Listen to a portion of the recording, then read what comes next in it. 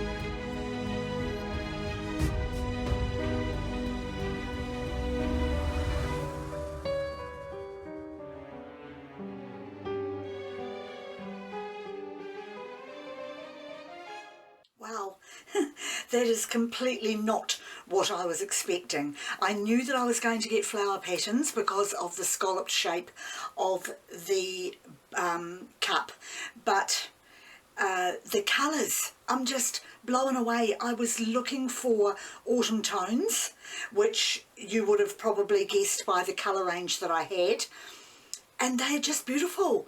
They're not really singular. There's a little bit of yellow there, and that's pretty much, there's a dot of green. The rest is kind of blended. So now I'm going to be looking for cells because I did add silicone to most of my paints.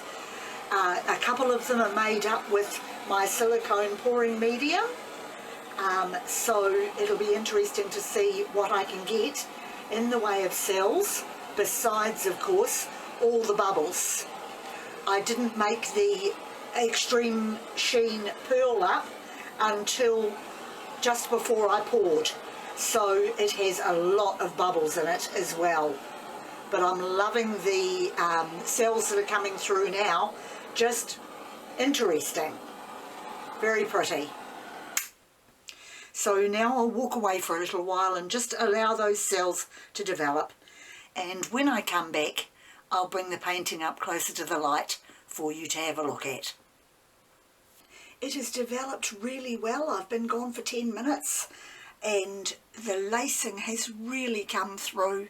So pretty. Even black, which really, you know, is quite rare on my pictures, has come through really, really well.